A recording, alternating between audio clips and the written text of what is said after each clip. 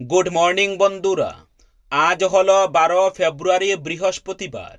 আজকের বরাক উপত্যকা তথা আসামের শ্রীভূমি, শিলচর, হাইলাকান্দি এবং ভারতের বিভিন্ন প্রান্তের আজকের সকালের বিশেষ বিশেষ খবরগুলি হল: কেন্দ্রীয় ট্রেড ইউনিয়ন ও বিভিন্ন ফেডারেশনগুলির আহ্বানে আজ 12 ফেব্রুয়ারি দেশজুড়ে ডাকা শ্রমিক ধর্মঘট সফল করতে অসমের মোটর পরিবহন শ্রমিক সংগঠনগুলি পূর্ণ সমর্থন জানিয়েছে।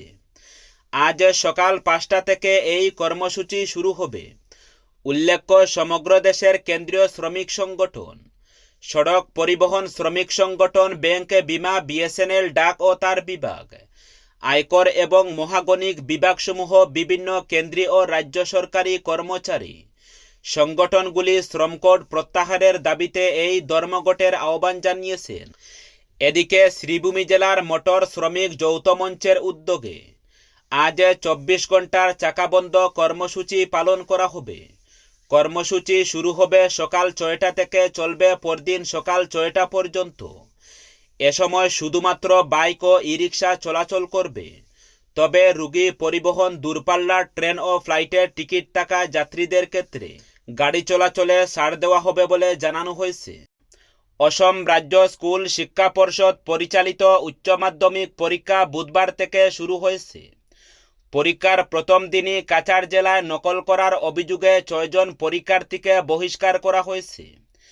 জেলা শিক্ষা দপ্তর সূত্রে জানা গেছে, বালিঘাট এলাকার Zilkadar Ali hire secondary school পরীক্ষা কেন্দ্র থেকে 3 জন পরীক্ষার্থীকে বহিষ্কার করা হয়। একইভাবে সুনাই এমসিডি কলেজ কেন্দ্র থেকেও আরও 3 জন পরীক্ষার্থীকে বহিষ্কার করা হয়েছে। মধ্যরাতে অজ্ঞাত পরিচয় দুষ্কৃতীদের তাণ্ডব নিলামবাজারের বেড়াজাল গ্রামে। দরজা ভেঙে ঘরে ঢুকে দাঁড়ালো অস্ত্রের প্রাণঘাতী হামলায় আক্রান্ত মা, ছেলের অবস্থা সঙ্গীন। দুর্বৃত্তের আক্রমণ থেকে পুত্রবধূকে বাঁচাতে আক্রান্ত হলেন শাশুড়িও। যুবতী মেয়েকে দুষ্কৃতীদের কুঞ্জর থেকে বাঁচাতে প্রতিরোধ গড়ে তুলেছিলেন মা। মায়ের আর্তচিৎকার শুনে লাগোয়া কক্ষ থেকে উঠে এসে ছেলে আটকে দিয়েছিলেন এক দুর্বৃত্তকে। অবস্থা বেগতিক বুঝে দাঁড়ালো অস্ত্রের এলোপাতাড়ি আক্রমণ চালিয়ে।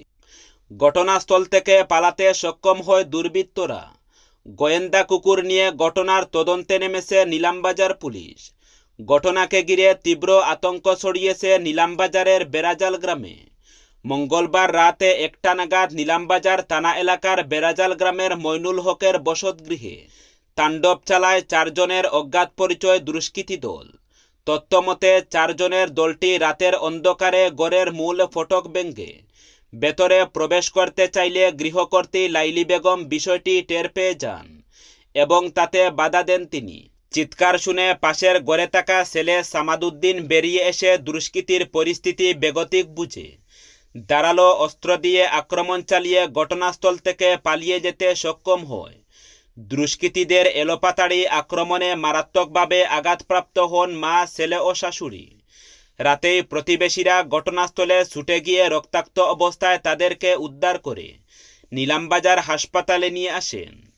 চিকিৎসকরা অবস্থা বেগতিক বুঝে ততক্ষণে শ্রীভূমি সদর হাসপাতালে প্রেরণ করেন, কিন্তু তাদের অবস্থা আরও সঙ্গীন হওয়ায় রাতেই তাদেরকে শিলচর মেডিকেল কলেজ হাসপাতালে প্রেরণ করা হয়।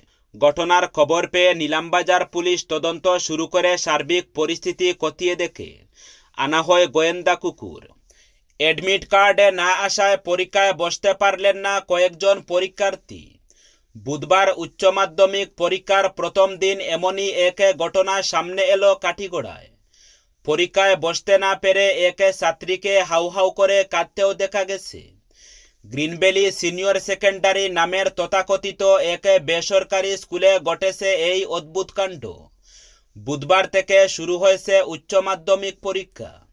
প্রথম দিনের পরীক্ষায় বসতে রেজিস্ট্রেশন কার্ড হাতে নিয়ে গণিগ্রাম পরীক্ষা কেন্দ্রে উপস্থিত হয় তারিণীপুরের গ্রিনভ্যালি সিনিয়র সেকেন্ডারি নামের তথাকথিত এক বেসরকারি স্কুলের এক ছাত্রী। কিন্তু তার কাছে ছিল না অ্যাডমিট কার্ড। ফলে অ্যাডমিট কার্ড ছাড়া পরীক্ষায় বসা যাবে না বলে জানিয়ে দেন দায়িত্বপ্রাপ্তরা। ফলে পরীক্ষায় বসতে না পেরে কান্নায় ভেঙে পড়ে ওই ছাত্রী ও তার মা। একজন পরীক্ষার্থীকে প্রকাশ্যে এভাবে কাঁদতে দেখে জড়ো হন লোকজন। পরে সে জানায় তারিণীপুরের গ্রিনভ্যালি সিনিয়র সেকেন্ডারি স্কুলের ছাত্রী সে। ওই ছাত্রী জানায় সে একা নয়, তথাকথিত ওই বেসরকারি স্কুলের আরও 5 জন ছাত্রছাত্রীও একই অবস্থায় রয়েছে। অ্যাডমিট কার্ড আসেনি তাদেরও। ফলে অধ্যক্ষের গাফলতিতে ওই স্কুলের 6 জন ছাত্রছাত্রী পরীক্ষা দিতে পারছেন না বলে জানান ওই ছাত্রী। তার অভিযোগ, শুধু অ্যাডমিট কার্ডের জন্য তার কাছ থেকে 3000 টাকা নিয়েছিলেন ওই অধ্যক্ষ। এছাড়া গত 2 বছরে প্রায় 50,000 টাকা নিয়েছেন। ওই ছাত্রী জানায় অ্যাডমিট কার্ড না আসায় চাপ দেওয়ার পর তাদের নানা প্রলোভনও দিয়েছেন অধ্যক্ষ। অন্য পরীক্ষায় বসিয়ে পাশ করিয়ে দেওয়ার প্রলোভন দিয়েছেন। গ্রিনভ্যালি সিনিয়র সেকেন্ডারি নামের ওই স্কুলের অধ্যক্ষর বিরুদ্ধে আইনি ব্যবস্থা গ্রহণের হুঙ্কার দিয়েছেন ওই ছাত্রীর অভিভাবক। কাছাড় জেলার পূর্বদলাই অঞ্চলের সচিনপুর সিআরপিএফ ক্যাম্পে বিনামূল্যে একটি ডিজিটাল পরিষেবা কেন্দ্রের আনুষ্ঠানিক সূচনা করা হয়েছে। সিআরপিএফের সিভিক অ্যাকশন প্রোগ্রামের অধীনে 147 ব্যাটালিয়ন সিআরপিএফ সচিনপুর ক্যাম্পের উদ্যোগে এই পরিষেবা কেন্দ্র চালু করা হয়। গ্রামীণ এলাকার ছাত্রছাত্রী ও সাধারণ মানুষের মধ্যে ডিজিটাল পরিষেবার সুযোগ সম্প্রসারণ এবং ইন্টারনেট ভিত্তিক বিভিন্ন সরকারি ও বেসরকারি সুবিধা সহজলভ্য করে তুলতেই এই উদ্যোগ নেওয়া হয়েছে বলে জানা গেছে। পরিষেবা কেন্দ্রে জিও এয়ারফাইবার ইন্টারনেট সংযোগের মাধ্যমে উচ্চগতির ইন্টারনেট ব্যবস্থা করা হয়েছে এবং 2টি আধুনিক কম্পিউটার সেট স্থাপন করা হয়েছে। এর ফলে এলাকার ছাত্রছাত্রী যুবক যুবতীরা বিনামূল্যে অনলাইন ফর্ম পূরণ, চাকরির আবেদন, শিক্ষামূলক তথ্য অনুসন্ধান, ডিজিটাল রেজিস্ট্রেশন সহ বিভিন্ন প্রয়োজনীয় পরিষেবা গ্রহণ করতে পারবে।